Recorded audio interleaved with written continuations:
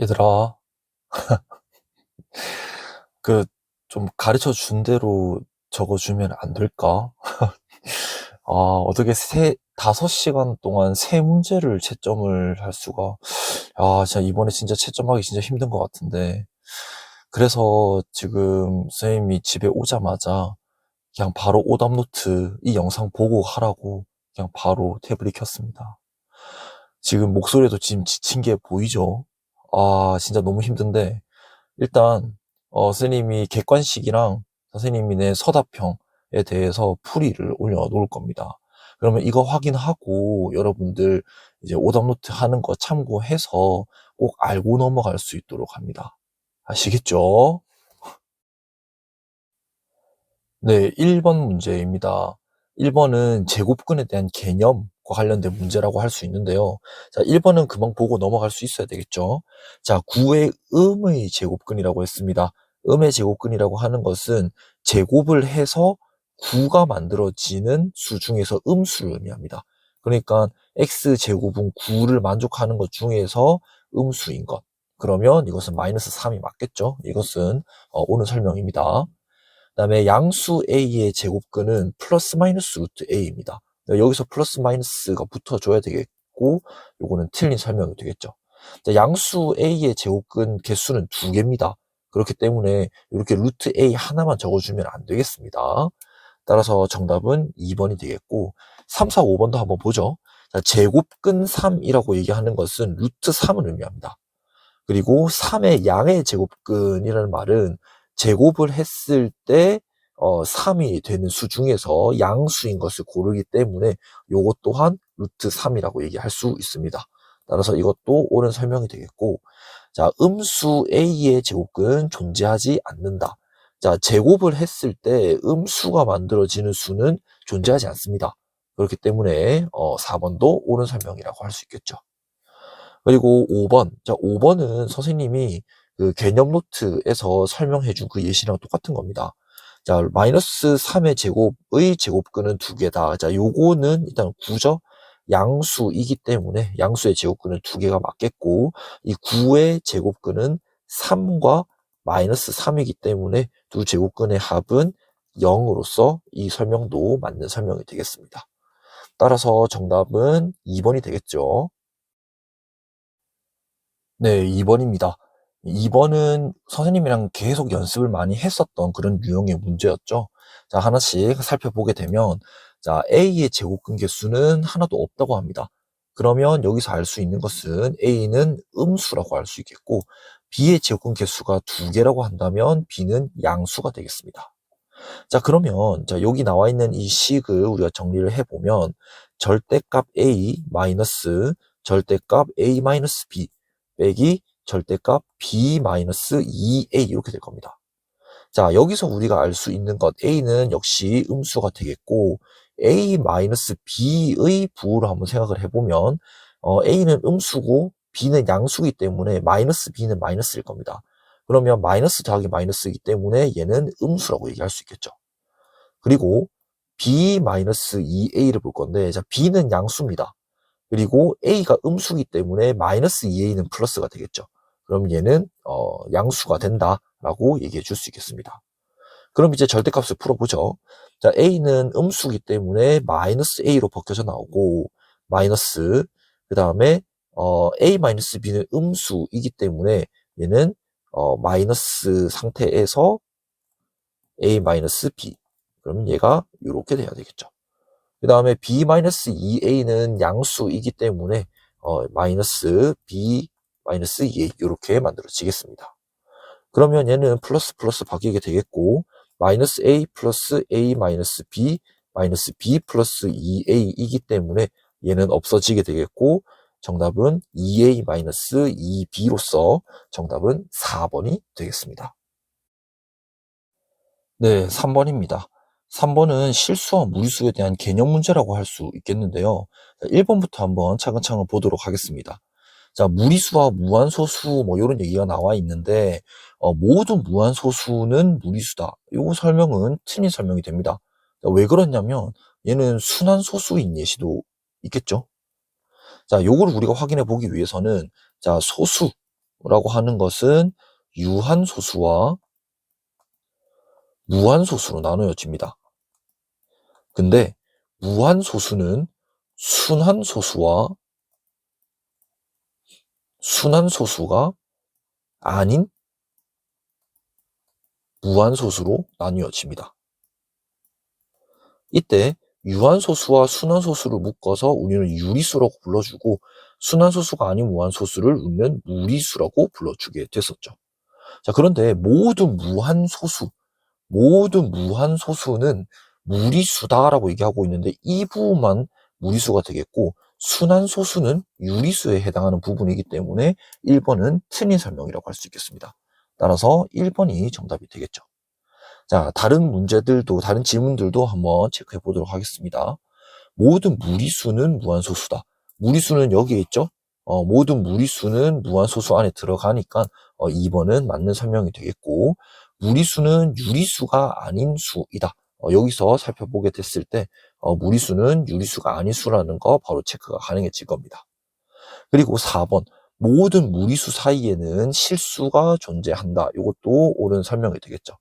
자, 무리수와 무리수 사이에는 유리수도 무조건 존재하고 무리수도 무조건 존재한다라고 수업 시간에 얘기를 했습니다.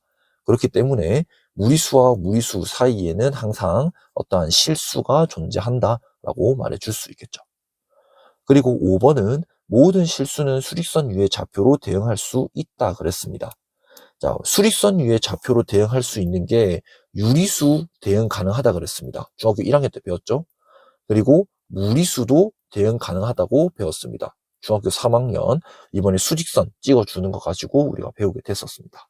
따라서 5번도 맞는 설명이기 때문에 3번의 정답은 1번이 되겠네요. 네, 4번입니다. 4번은 실수의 대소 비교를 수직선 위에다가 찍어주면서 우리가 대소 비교를 하는 방법에 대한 그런 그림이 되겠는데, 자, 눈금의 길이가 이제 하나가 1이라고 얘기를 할 때 AB와 AP의 길이, 그 다음에 CD와 CQ의 길이가 같다고 그랬습니다. 자, 그렇게 된다면 여기는 시작점이 마이너스 2고 여기 피타고라스 정리에 의해서 AB의 길이가 루트 2가 될 겁니다. 그러면 이 P의 좌표는 마이너스 2에서 오른쪽으로 루트 2만큼 간 것이기 때문에 마이너스 2 플러스 루트 2라고 얘기해 줄 수 있겠죠. 같은 방법으로 Q도 생각을 해보면 출발점이 1이고 피타고라스 정리에 의해서 CD의 길이가 루트 2가 될 겁니다. 그러면 Q의 좌표는 1에서 왼쪽으로 루트 2만큼 간 거기 때문에 1 마이너스 루트 2라고 얘기해 줄 수 있겠습니다. 따라서 Q분의 P라고 하는 것은 1 마이너스 루트 2분의 마이너스 2 플러스 루트 2가 되는데, 자, 요것은 우리가 분모의 유리화를 시켜주게 되면 분모 분자에 1 플러스 루트 2를 곱해줄 수 있을 겁니다. 그러면 분모는 마이너스 1이 될 거기 때문에 마이너스 2 플러스 루트 2 곱하기 1 플러스 루트 2가 되므로 얘는 2 마이너스 루트 2 곱하기 1 플러스 루트 2가 될 겁니다. 그러면 얘는 2 마이너스 2이기 때문에 일반 정수는 0이 되겠고, 그 다음에 이렇게 곱하게 되면 루트 2가 되므로 정답은 3번이 되겠네요. 네, 5번입니다. 5번은 딱 보자마자 오, 개꿀 하면서 빨리 다음 페이지로 넘어가야지 해야 되는 그런 문제가 되겠죠. 자, 루트 48에서 48을 소인수분해 한번 해보도록 하겠습니다. 48은 16 곱하기 3이기 때문에 2의 4제곱 곱하기 3 이렇게 되겠고, 얘는 2의 4제곱, 루트 2의 4제곱 곱하기 루트 3 이렇게 될 겁니다. 그러면 요거는 루트 2의 4제곱 곱하기 루트 3과 똑같기 때문에 얘는 A의 4제곱 곱하기 B로서 정답은 2번이 되겠네요. 네, 6번 문제입니다. 6번은 선생님이랑 같이 수업할 때 분모의 유리화를 왜 해줄까 하는 질문을 던졌던 그런 수업 내용 중에 일부분을 이 지문에다가 지금 넣어놨습니다. 문제가 길어서 조금 어렵게 느껴질 수도 있긴 하지만, 요런 예시까지도 수업 시간에 했던 거 그대로 냈기 때문에 아마 크게 어렵지는 않았을 거라고 기대는 합니다. 자, 요것은 우리는, 루트 12를 조금 2루트 3으로 먼저 바꾸어 놓고 분모의 유리화를 진행해 주면 됩니다. 그러면 분모 분자에다가 루트 3을 곱해주게 됐을 때 6분의 루트 15가 되겠죠. 근데 루트 15는 3.873 정도의 수 크기를 가진다라고 얘기를 했기 때문에 6분의 3.873이라고 하는 건 대충 0.6 뭐 얼마 뭐 이런 식으로 나오게 될 겁니다. 그러니까 여기에 들어가게 되는 수의 범위라고 하는 것은 5번이 정답이 되겠죠. 이 문제는 뭐 문제 길이가 길어서 조금 어떻게 풀어야 될지 좀 당황스러울 수도 있는 문제이긴 하지만 분모의 유리화를 해주게 되면 굉장히 손쉽게 풀리는 문제가 되기 때문에 쫄지 말고 문제를 잘 읽어봤다면 금방 문제를 풀 수 있었을 겁니다. 네, 7번입니다. 7번 뭐 이런 문제 나오면 뭐 땡큐 하고 그냥 바로 넘어가야 되겠죠. 자, 요거는 일단 여기부터 먼저 한번 확인해 보면 루트 8은 2루트 2이기 때문에 이렇게 되겠고 약분시키면은 루트 2분의 2. 그럼 얘는 루트 2가 만들어질 겁니다. 따라서 얘 대신에 루트 2라고 이야기를 했을 때 요렇게 분배 법칙 해주게 되면 6루트 2 마이너스 6 이렇게 되겠습니다. 그리고 루트 12 같은 경우는 2루트 3입니다. 그러면 요거 계산을 시켜주게 되면 2루트 3분의 2루트 6 마이너스 2루트 3이 되겠고 요거 위에 분자를 2루트 3으로 묶어주게 되면 루트 2 마이너스 1 이렇게 만들어질 겁니다. 그래서 이렇게 약분이 되니 뒤에 나오는 요 항은 루트 2 마이너스 1 이렇게 될 겁니다. 그러면 이거 두 개 더해주게 되면 7루트 2 빼기 7으로 정답은 5번이 되겠죠.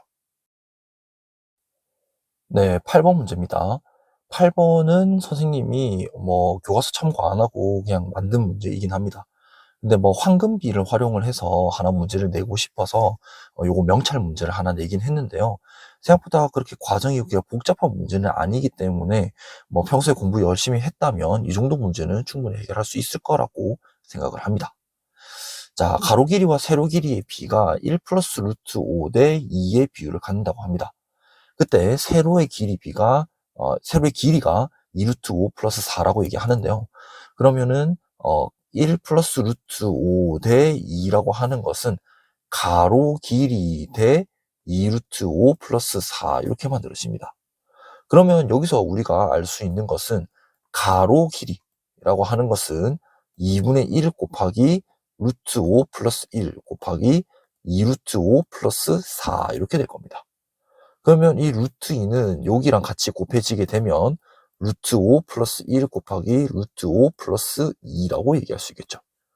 그러면 얘는 곱하게 되면 5 더하기 2로서 7 더하기 2 루트 5 더하기 루트 5니까 3 루트 5 이렇게 될 겁니다. 즉 가로의 길이가 7 플러스 3 루트 5가 되기 때문에 따라서 여기서 말하는 둘레의 길이라고 하는 건 가로 길이 7 플러스 3 루트 5에서 세로의 길이 2 루트 5 플러스 4에다가 2를 곱한 값이니까 2 곱하기 11 더하기 5 루트 5, 즉 22 더하기 10 루트 5가 정답이 되겠죠. 따라서 정답은 1번이 되겠습니다. 자, 이제 선원 수령 문제로 넘어오겠습니다. 자, 선원 수령 1번 문제 한번 바로 볼 건데요. 자, 저희가 뭐 멘토 멘티 하고 있죠. 그래서 뭐 멘토 멘티 학생들의 건설적인 그런 대화를 했다면 뭐 이런 대화가 이루어지지 않았을까 하고 이런 문제를 단답형으로 간단하게 냈습니다. 자, 양수 A의 제곱근은 그 개수가 두 개가 됩니다. 플러스 마이너스 루트 A 뭐 이런 식으로 되겠죠. 근데 멘티가 그럼 음수의 제곱근의 개수는 몇 개야? 라고 물어봤을 때 멘토는 너무나도 당연하게 음수의 제곱근 개수는 하나도 없어 0개야 이렇게 얘기를 해줄 수 있을 겁니다. 자, 근데 멘티는 궁금하겠죠? 왜 양수는 두 개인데 음수의 제곱근 개수는 0개야? 라고 물어봤을 때 멘토도 이렇게 잘 얘기를 해줘야 되겠습니다. 자, 그 이유는 제곱을 했을 때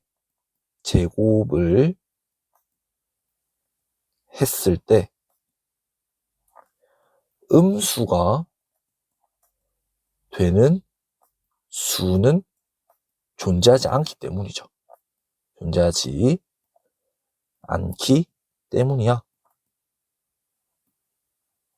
이렇게 적어주게 되면 정답이 되겠습니다. 물론 선생님 채점을 해놓고 보니까 여기에 수라는 말 대신에 실수는 이라고 짚어준 친구들도 있던데요. 물론 이렇게 적어 놓는 것도 전혀 문제가 없겠죠. 그래서 이건 기본 문제, 단답형 문제이기 때문에 바로 적고 다음 문제로 넘어갈 수 있었어야 했습니다. 네, 선호 수령 2번 풀이해 보도록 하겠습니다. 자, 선생님은 오늘 이 문제 풀다가 1차로 멘탈이 나갔습니다. 왜 가르쳐 준 대로 도대체 적지를 않는지, 아이고, 이렇게 적어 놓은 게 이거를 점수를 줘야 되나 말아야 되나 고민을 많이 하다가 시간이 엄청 많이 흘렀네요. 자, 선호 수령 2번 한번 보도록 하겠습니다. 그래도 이거 연습 많이 했던 문제였거든요. 요거 루트 7분의 8n이 아니라 교과서 중단원 학습 점검에서 루트 24n이 자연수가 되도록 하는 이런 얘기가 있었습니다. 그 문제를 응용한 건데요. 자, 요거는 이제 사답형 스타일을 한번 적어보게 되면, 자, 루트 7분의 8n이 자연수가 되려면 루트 7분의 8n은 루트 7분의 2의 세제곱 곱하기 n이기 때문에 n의 형태는 2가 곱해져야 되겠고 7이 곱해져야 되겠습니다. 근데 왜 그러냐면 여기 얘가 자연수가 만들어지기 위해서는 그 지수가 짝수가 만들어져야 됩니다. 근데 2는 3번 곱해진 거기 때문에 2를 한 번 더 곱해줘야 되는 게 필요하겠고, 그 다음에 밑에 분모 요것도 약분이 돼야 되기 때문에 7을 한 번 더 곱해주는 것도 역시 필요하겠습니다. 거기에다가 K제곱, 이때 K는 자연수가 될 수 있게 n이 요런 꼴이 만들어진다라고 설명할 수 있겠는데요. 이렇게 말고도 2 곱하기 7 곱하기 제곱수, 이렇게 표현을 해줘도 전혀 문제는 없겠습니다. 어쨌든 이런 꼴이 만들어지니까 14k 제곱의 형태가 n이 만들어지겠습니다. 자, 그러면 그 가장 작은 자연수, 세 자리 자연수 n을 물어봤기 때문에 k 자리에다가 1, 2, 3 하나씩 넣어보자고요. 자, k가 만약에 1이라면 n은 14가 되기 때문에 세 자리 자연수가 안 되죠. 만족하지 않습니다. 자, 그리고 k가 만약에 2라고 한다면 n은 14 곱하기 2의 제곱으로 56이 돼서 이것도 역시 만족하지가 않겠죠. 자, 그러면 k가 만약에 3이라고 해봅시다.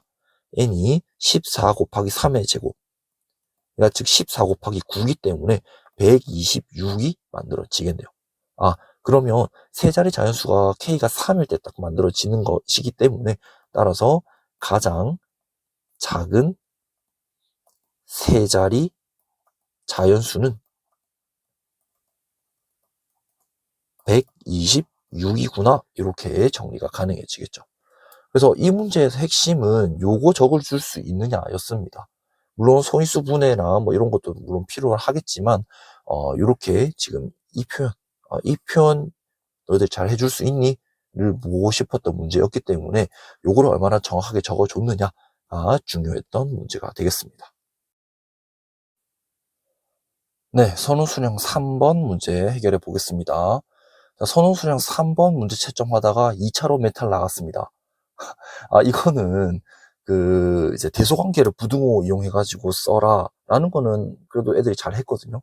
근데 이런 거를 애들이 많이 안 적어봐서인지 그러니까 수직선 이용하는 방법이랑 두 수의 차를 이용하는 방법 중에서 더 적절한 거를 고르고 그 이유를 써라 라고 했던 요 파트에서 채점하기가 되게 힘들더라고요. 학생들이 좀 다양한 의견을 주기는 했는데 이게 적절한 이유로서 만족이 되는 건지 아닌지 이걸 판별하는 데 시간을 엄청 많이 썼습니다. 자, 여기도 한번 얘기를 해볼 건데요. 자, 이거는 지금 A, B, C가 이런 형태로 만들어진다면 더 적절한 방법은 두 수의 차의 부호를 확인하는 방법이 상대적으로 조금 더 적절하겠다라고 얘기를 할 수 있습니다. 물론 학생들에 따라서 수직선 위에 나타내는 방법이 더 쉽다라고 얘기할 수는 있습니다. 근데 그 이유가 납득이 돼야 되거든요. 자, 두 수의 차의 부호가 이제 확인하는 게 더 쉽다라고 얘기할 수 있는 이유는 뭐냐면요. 자, 일단 루트 5나 루트 2와 같은 숫자는 수직선 위에다가 나타내기에는 크게 무리는 없습니다. 근데 루트 3과 같은 숫자는 수직선 위에 나타내려면 좀 단계를 하나 더 거쳐가야 되겠고, 그리고 루트 3에다가 또 루트 5를 더해주는 형태, 그리고 2루트 5에서 또 루트 2를 빼주는 형태, 이렇게 근호가 있는 두 개의 무리수의 합 또는 차로 이루어진 그런 무리수는 수직선으로 나타내기가 꽤 복잡합니다. 그래서 만약에 이거를 적어 내려간다면 두 수의 차의 부호를 확인하는 방법이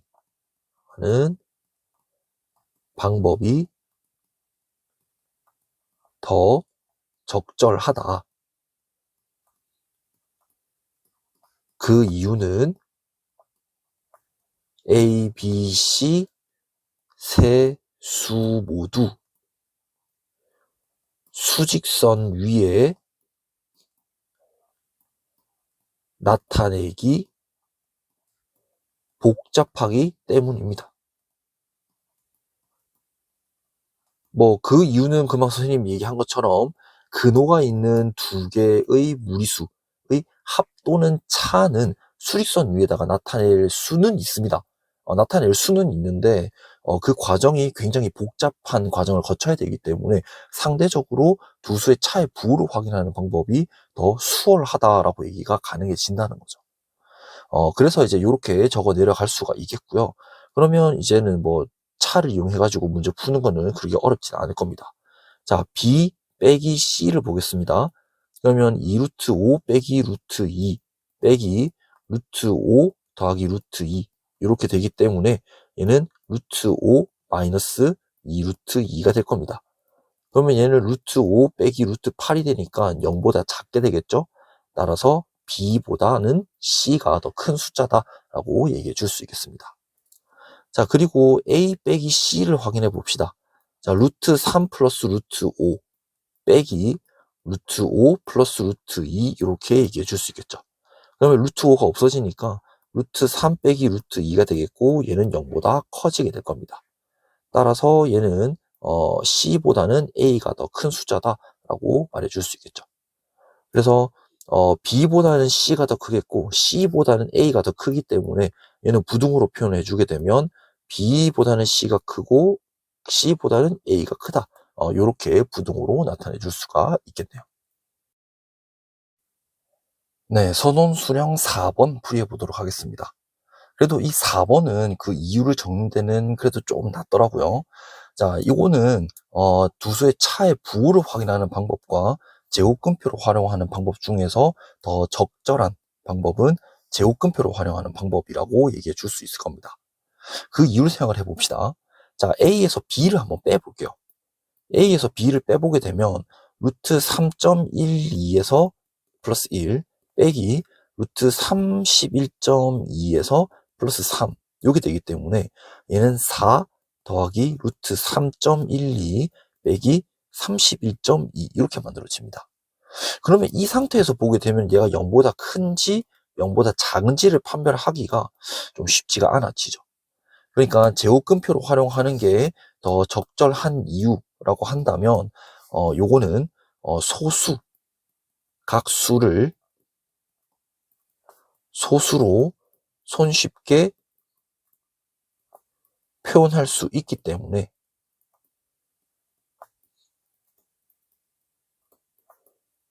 그래서 제곱근표를 활용하는 것이 조금 더 적절해 보입니다. 자, 그러면 이제 제곱근표를 활용을 해서 A와 B 둘 중에서 뭐가 더 적절한지를 한번 찾아볼 건데요.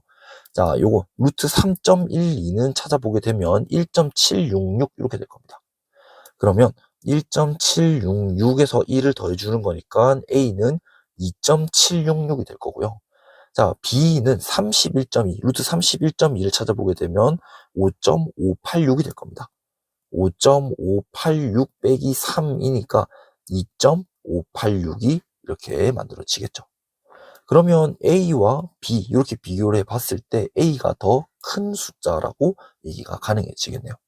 따라서 A보다는 B가 더 작습니다 라고 부등호로 표현해주면 되겠습니다. 네, 선원수령 5번입니다. 선원수령 5번은 이게 저희 문제, 교과서 밑에 문제에 그대로 나와 있던 그런 형태의 문제였는데요. 그 문제 설명을 할 때 선생님이 이런 식으로 이야기를 했었는데, 잘 여러분들이 수업을 들었는지, 확인할 수 있는 그런 문제라고 할 수 있었습니다. 자, 이 문제는 제곱근표를 활용을 했을 때 방법 1과 방법 2 중에서도 효율적인 방법을 쓰고 선택하지 않은 방법이 왜 효율적이지 않은지를 같이 얘기를 해주는 거였습니다. 자, 그러면 이 문제는 방법 2를 골라주는 게 이 문제의 출제 의도이긴 했습니다. 자, 왜 그러냐면 얘를 요렇게 구하게 됐을 때 얘는 루트 4.57 곱하기 루트 100 이렇게 표현이 되죠. 그러면 얘는 루트 4.57 곱하기 10이 되겠고, 루트 4.57은 여기 2.138이라고 얘기가 되어 있기 때문에 정답은 21.38 이렇게 바로 표현이 가능해지는 겁니다. 근데 방법 1번으로 만약에 풀어주게 된다면 얘는 루트 45.7 곱하기 루트 10이 만들어집니다.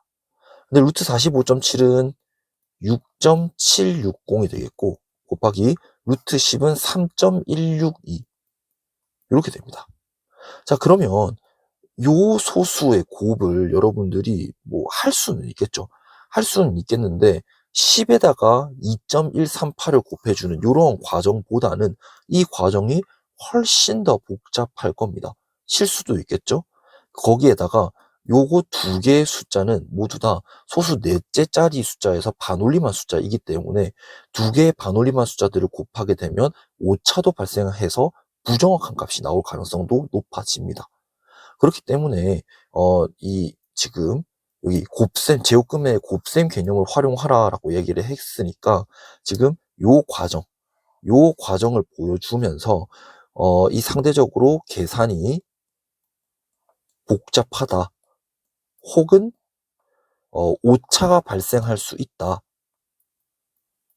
이런 식으로 적어주게 되면 이 문제는 정답이라고 얘기해 줄 수 있겠습니다. 네, 선원수령 6번 보도록 하겠습니다. 자, 대천이는 이제 집을 출발해가지고 학교를 거쳐 도서관 가려고 하는데, 자, 이렇게 1번을 한번 보도록 하겠습니다. 자, 1번은 집에서 학교까지 가려면 지점 A를 거쳐야 된다고 합니다. 그때 대천이가 걸어간 거리를 아예 구해보아라 라고 얘기를 하고 있는데요. 여기 눈금의 길이 하나가 여기 1이라고 얘기를 합니다. 그러면 여기 길이는 2가 되겠고, 피타고라스 정리에 의해서 여기는 루트 5가 되겠죠. 그리고 같은 방법으로 여기 길이가 1이고 여기 길이도 1이기 때문에 역시 피타고라스 정리에 의해서 얘는 루트 2라고 얘기해 줄 수 있습니다. 따라서 여기 대천이가 걸어간 거리라고 얘기하는 것은 루트 5 더하기 루트 2가 되겠다라고 밝혀줄 수 있겠죠. 자, 그리고 2번을 보겠습니다. 2번은 대천이는 학교에서 도서관까지 2루트 5만큼 직선 거리로 걸어간 다음에 그 다음에 방향을 틀어서 루트 2만큼 직선으로 걸어서 도서관에 도착했다고 합니다. 그러면 이때 올바른 경로 중에서 하나를 제대로 그려보아라 라고 말을 했는데요. 자, 2루트 5만큼 직선으로 먼저 걸어갔다라고 얘기를 한다면 사실 얘는 루트 20이 되겠고 얘는 루트 4의 제곱 더하기 2의 제곱 이런 식으로 할 수 있습니다. 그러니까 가로가 4일 때 세로가 2 아니면 가로가 2일 때 세로가 4 그렇게 이제 같다는 뜻인데 자, 학교에서 가로 4로 갈 때 세로 2만큼 간다. 그러니까 여기까지 직선 거리로 이렇게 걸어갈 수가 있습니다. 거기에다가 루트 2만큼 직선 거리로 방향을 틀어서 간다고 했으니까 얘가 요렇게 이어질 수가 있겠죠. 아니면 이렇게 가로로 2칸, 세로로 4칸 간 여기 지점을 거쳐 간다 라고 하면서 그 다음에 루트 2만큼 요렇게 가는 경우도 그려줄 수가 있겠습니다. 그래서 지금 경우는 요거 2가지밖에 나오진 않을 거거든요.